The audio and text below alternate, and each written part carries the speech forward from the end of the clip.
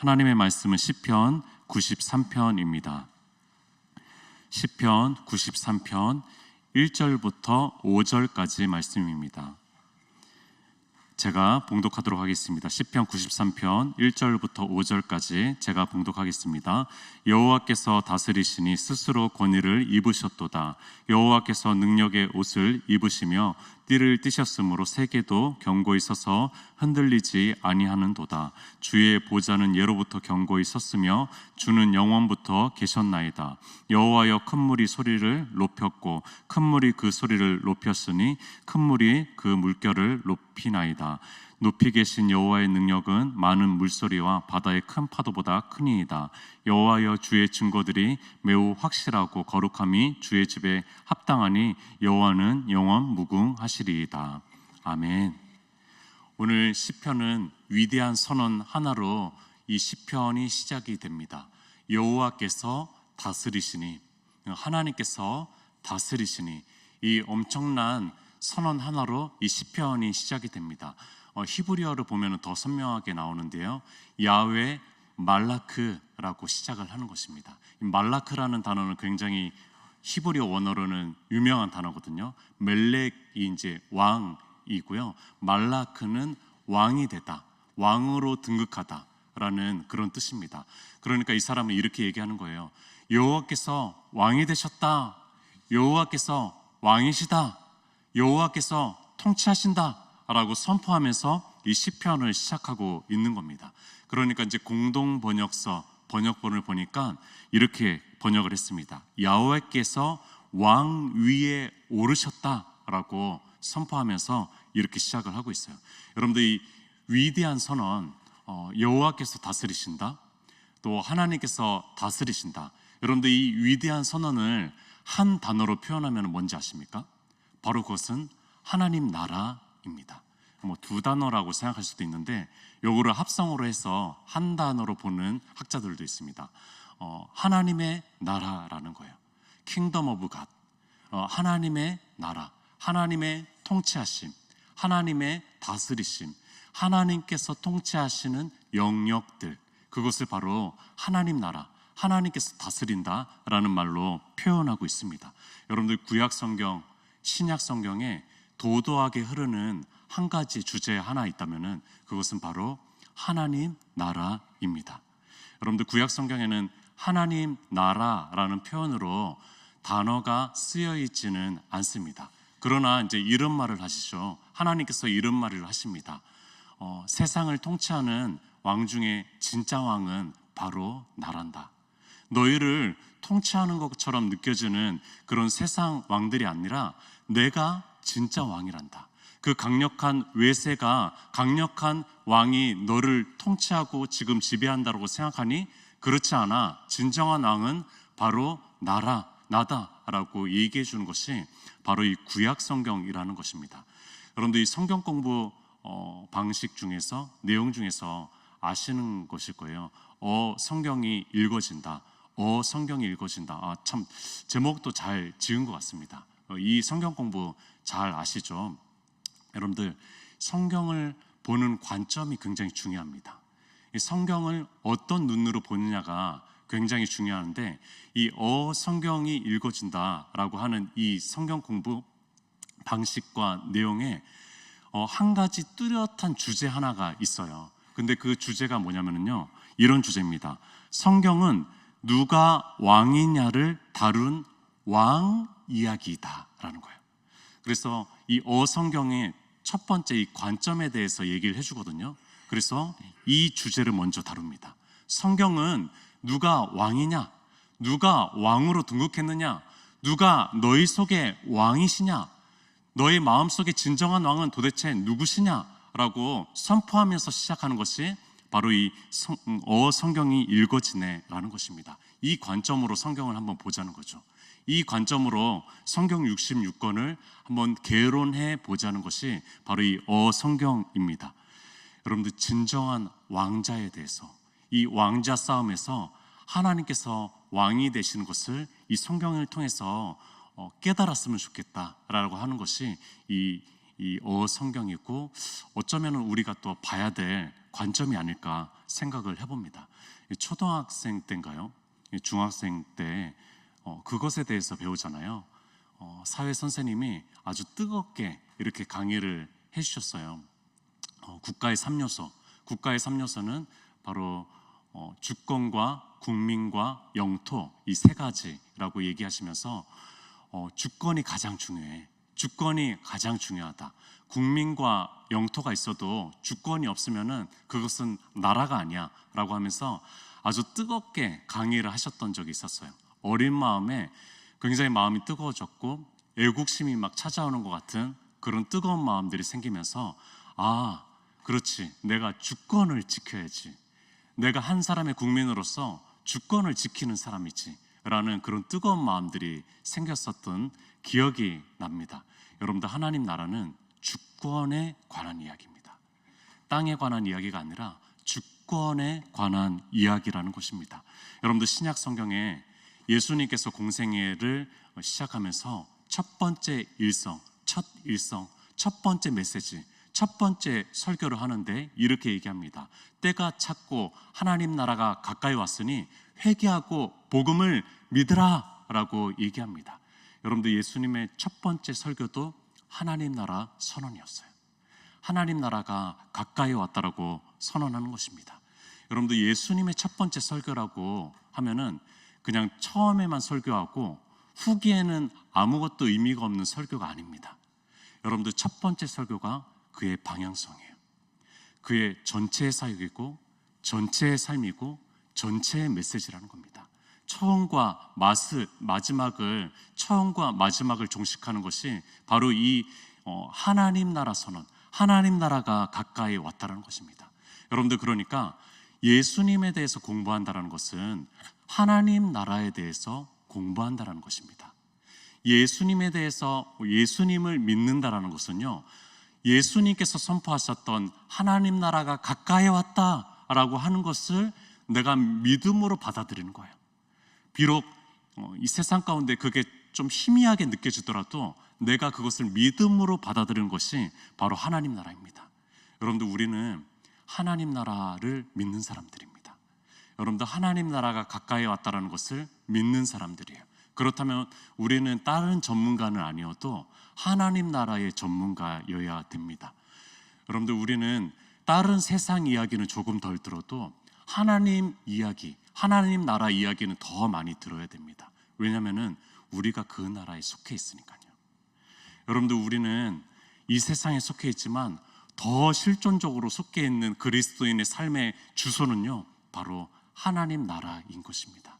여러분들, 그 사실을 잊지 않았으면 좋겠습니다. 여러분들, 이런 성경적인 의미에서 오늘 시편 93편 1절은 합당한 선언입니다. 여호와께서 다스리시니, 여호와께서 다스리시니. 자, 근데 질문을 한번 던져볼게요. 우리 성도님에게 질문을 던져보겠습니까? 하나님께서 정말로 온 세상을 다스리십니까? 네. 때로는 이 진리가 굉장히 공허하게 들릴 때가 있습니다. 여러분들, 이것이 굉장히 의구심으로 찾아올 때도 있다라는 것입니다.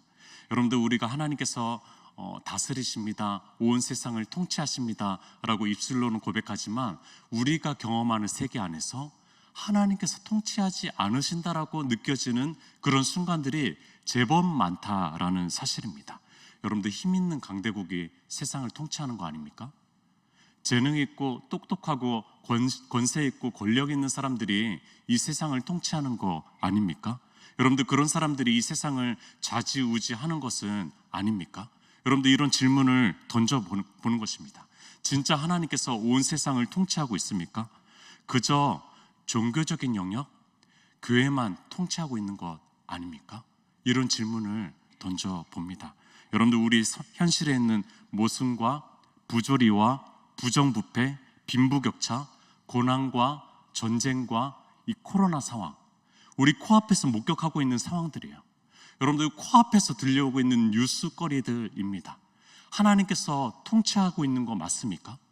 하나님께서 온 세상을 다스리고 있는 거 맞습니까? 왜 이렇게 모순이 많죠? 왜 누군가는 가난해야 되고 왜 이렇게 불공평한 지점들은 많이 있는 것이죠? 왜 이 땅에 잔혹한 전쟁의 신음소리들이 그치지 않는 것이죠? 혹시 하나님께서 이행해야 될 이행 의무를 소홀히 하시는 거 아닙니까? 혹은 악의 권세를 잡은 사탄들의 괴계를 하나님께서 아직도 물리치지 못하고 있는 거 아닙니까? 여러분들 정말 하나님 나라 가까이 온 것 맞습니까? 정말 하나님의 통치 권한이 온 세상에 통치하고 있는 거 맞습니까? 여러분들 코로나 상황들은 어떻게 이해할 수 있습니까? 여러분들 이 질문에 대해서 100점짜리 질문을 내놓을 수 있는 사람은 없다라고 생각합니다. 저도 1점짜리도 못 내놓을 것 같기도 합니다. 여러분들 그러나 중요한 진리 하나가 있습니다. 오늘 1절을 다시 한번 읽어보겠습니다. 여호와께서 다스리시니 스스로 권위를 입으셨도다. 여호와께서 능력의 옷을 입으시며 띠를 띠셨으므로 세계도 경고에 있어서 흔들리지 아니하는도다. 여러분들 마치 장군이 전쟁에 나가기 위해서 복장들을 막 갖춰 있는 모습을 연상케 합니다. 옷은 그 당시의 신분과 계급과 힘과 권력을 상징해 주는 그런 옷이었습니다. 여기서 띠를 띠다라고 나오잖아요. 여러분들 이 띠를 띠다라는 것은 이 구약 성서 안에서, 구약의 세계 안에서 악과 대적하기 위해서 띠를 이제 묶는 거죠. 띠를 묶는 모습에 대해서 상징적으로 표현해 주는 겁니다. 하나님께서 신적인 장군, 신적인 전사의 모습으로 지금 등장하고 있는데, 여러분들 여기에서 중요한 단어 하나가 있습니다. 여러분들 그 단어가 뭔지 아십니까? 그 단어가 바로 스스로입니다. 여러분들 스스로예요. 여러분들 하나님은요, 하나님 스스로 자신의 권위를 행사하십니다. 권위 옷을 입으세요. 하나님 스스로 자유의지대로 자기의 방식대로 자신의 뜻에 따라서 움직이시는 분이 바로 하나님이시라는 거예요. 그분이 그렇지 않으시면 그분은 하나님이 아니시죠. 그분은 절대자가 아니신 거죠. 그분은 스스로 있는 자가 아니시죠. 여러분들 그분은 자신의 자유로움 속에서 역사하시는 분이라는 거예요. 여러분들 하나님의 나라에서 중요한 진리 하나가 있다면은 하나님은 자유롭게 자신의 의지대로 자신의 방법대로 자신의 때에 맞게 움직이시고 역사하시고 활동하시고 일하신다라는 것입니다. 여러분들 하나님 나라는 유토피아가 아닙니다. 세상이 만들어갈 수 있다라고 생각하는, 아름다운 세상을 만들어갈 수 있다라고 생각하는 유토피아란 다른 것입니다. 유토피아 세상은 인간으로부터 시작한다면은 하나님 나라는 하나님으로부터 시작하는 것이고, 유토피아는 인간의 행동으로부터 시작한다면은 하나님 나라는 하나님의 행동으로부터 시작합니다. 유토피아는 인간의 이성으로부터 시작한다면은 하나님 나라는 하나님의 능력과 권위로부터 세워지고 이루어지는 나라가 하나님 나라라는 것입니다. 한 2주 전인가요? 우리 베데스다부 성가대가 있는데 그 성가대가 자신의 모습, 그냥 그 모습 그대로 이 찬양을 불렀습니다. 예수 하나님의 공이라는 찬양인데, 예수 하나님의 공이 주 독생자 그의 나라 임하시네. 예수 제물이 되신 주 영광 중에 그의 나라 임하시네. 주의 나라 영원하며 그의 영광 무궁하리. 왕의 유형과 능력이 이제 임하였으니, 여기서부터 하이라이트입니다. 주의 주권과 주의 통치와 주의 나라와 힘과 권세 임하네. 예수 하나님의 공의. 여러분들 이 베데스다부 성도님들이 이 찬양을 부르는데 굉장히 감동이 되더라고요. 왜냐하면은 하나님 나라는 이들이 아니라, 연약한 우리가 아니라 하나님으로부터 시작하는 것이지, 하나님께서 일하시는 것이지. 이 연약한 이들이 그 모습 그대로 찬양하는 모습을 보면서 하나님의 공의, 하나님의 정의, 하나님의 나라는, 하나님의 다스림은 하나님께서 일하시는 것이지, 그 사실에 대해서 더 많이 깨달으면서 전율과 같은 감동이 찾아오더라고요. 아까 던졌던 질문 한 번만 다시 던져볼게요. 왜 하나님의 통치가 보이지 않는 것이죠? 여러분들 하나님 나라는요, 하나님께서 자신의 자유, 자신의 의지, 자신의 방법, 자신의 능력대로 통치하는 나라인데, 혹시 우리가요, 우리가 자신의 뜻, 자신의 방법, 자신의 가치관, 자신의 눈으로 하나님의 일하심을 보려고 하는 것은 아닙니까? 그러니까 하나님의 일하심이 안 보이는 것은 아닙니까? 하나님의 때를 기다리지 못하고 하나님과 깊은 소통이 없고 하나님과 함께 걸어가는 동행의 모험과 도전이 없는데 하나님께서 또박또박 걸어가시는 그 걸음을 우리가 어떻게 느낄 수 있냐는 것이겠죠. 주님께서는 십자가의 길을 걸어가시는데 나는 영광의 뜻만 계속 추구하고 있는데 이것이 어떻게 여기가 보이겠어요? 여기를 바라보고 있는데 어떻게 여기가 보이겠습니까? 나를 중심으로 한 나의 욕구와 나의 편의와 내가 복음에 나에게 보이지 않게 일하시는 주님께서 어떻게 보이냐는 거예요. 한 목사님이 이런 얘기를 했습니다. 한국 교회는 25시다. 25시다. 아시잖아요. 편의점 25시를 얘기하는 겁니다.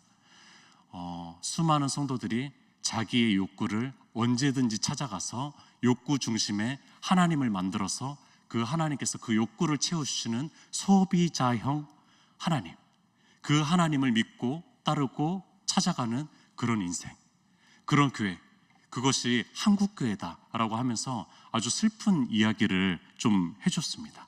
여러분들, 하나님 나라의 중심은 내가 아니라 예수 그리스도죠. 여러분들, 하나님 나라의 공의는요 바로 예수 그리스도십니다. 여러분들, 병 낫는 내가 아니라 그런 병을 고칠 수 있는 예수님이에요. 배부른 내가 아니라 진짜 생명이시고 배부르게 해주실 수 있는 예수님이라는 것입니다. 예수님 믿어서 복받는 내가 아니라 진짜 참 복음이신 예수 그리스도라는 거예요. 여러분들, 이것이 하나님 나라는 것입니다. 여러분들, 무엇이 하나님의 통치입니까? 내가 정하는 것입니까? 하나님이 정하는 것입니까? 하나님이 정하는 것이 하나님의 통치죠. 여러분들, 하나님 나라는 생존보다 더 중요한 것은 하나님의 영광입니다. 생존은 중요합니다. 그러나 우리가 어느 순간 우선순위가 바뀌기가 쉬운 거죠. 하나님의 영광이 아니라 우리의 생존이 더 목표가 되어버리는 거죠. 여러분들, 하나님 나라는 나의 꿈이 아니라 나를 통해서 하나님의 꿈을 이루시는 것이 바로 하나님 나라라는 것입니다. 하나님 나라는 나의 긍정적인 생각이 아니라 하나님의 뜻이라는 것입니다. 잘 되는 내가 아니라 그리스도의 형상으로 빚어지는 내가 하나님 나라라는 것입니다. 그러니까 여러분들이 하나님 나라를 먼저 구하라고 얘기하셨는데 이것은 보통 용기가 아닙니다. 여러분들, 이것은 보통 도전이 아닙니다. 여러분들, 이 무게가 느껴지십니까? 내가 아니라 정말로 하나님의 뜻에 매여진 하나님 나라, 이것이 바로 하나님 나라를 먼저 구하라는 것입니다. 용기를 내보아서 이렇게 기도할 수 있었으면 좋겠습니다. 하나님으로 빚어지는 내가 되기를 소망합니다. 하나님께서 온전히 다스리는 우리 교회가 되기를 소망합니다. 하나님께 참으로 영광이 되는 우리 사역과 구역과 부서와 기관이 되기를 소망합니다. 하나님께서 일하시는 우리의 알맞은 생업과 살림살이가 되기를 원합니다. 굉장히 도전적인 일용할 양식을 구하는 그런 고백이죠. 여러분들, 이것이 하나님 나라를 구하는 것이래요. 하나님의 뜻이 이루어지는 우리의 작은 삶들이 되기를, 내가 일하는 사업장이 진짜 사업주가 하나님이 되시기를 구하는 것. 여러분들, 이거 보통 일이 아닌 것입니다. 보통 일이 아니에요. 내 욕구와 내 뜻이 아니라 하나님의 뜻에 철저하게 초점을 맞추는 그런 기도이기 때문에 보통 기도가 아니다라는 것입니다. 여러분들, 나 중심의 신앙생활에서 벗어나는 것이 얼마나 어렵습니까? 얼마나 어렵습니까? 얼마나 어려워요. 여러분들, 이것은 진실한 고백입니다. 저의 고백이고 우리 모두의 고백이 아닐까 생각해 봅니다. 여러분들, 이 하나님 나라에 대한 기도를 올리고 이 삶을 조금이라도 살아가려고 애쓰면서 그 모습을 보여줬을 때 저는 오늘의 5절 이야기를 제가 고백할 수 있었으면 좋겠어요. 5절. 여호와여, 주의 증거들이 매우 확실하고 거룩함이 주의 집에 합당하니 여호와는 영원 무궁하시리이다. 아멘. 여러분들 여호와여 부르면서 주의 증거들이 매우 확실합니다 라고 고백할 수 있었으면 좋겠어요. 제 삶을 통해서 이 고백을 할 수 있는 삶이었으면 좋겠습니다. 여러분들 증거물이에요. 증거물. 여러분들 우리를 증거물로 부르십니다. 여러분들 하나님의 다스림, 일하심이 먼저 나에게 행사되어서 내 주위에 있는 사람들이 나를 보고 하나님께서 일하신 것이 확실합니다 라고 들을 수 있었으면 좋겠어요. 제 아내가 여보 당신을 보니까 참 하나님이 일하시는 것이 느껴져 라고 들었을 수 있으면 좋겠고요. 제 두 딸들이 아빠를 보면서 아빠를 보니까 주님을 믿을 수 있을 것 같아. 주님이 믿겨져. 주님이 일하시는 것 같아 라는 얘기를 들을 수 있었으면 좋겠고요. 저희 불신자 아버지가 저를 보면서 기분이 당신이 좋을 때 술 한잔 하셨을 때 저를 이목사라고 부르거든요. 이목사. 아들이라 부르지 않고 이목사라고 부릅니다. 이목사. 이목사를 보니까 진짜 목사 같아. 정말 목사 같구나. 여러분들 이 얘기를 들을 수 있으면 얼마나 좋을까요? 주의 일하심이, 주의 증거물이 확실한 거예요. 제가 증거 제출물이 되는 거죠. 여러분들 다른 것이 아니라 제가 증거 제출문이 되는 것입니다. 여러분들 세상 속에서 하나님의 다스림이 보이지 않습니까?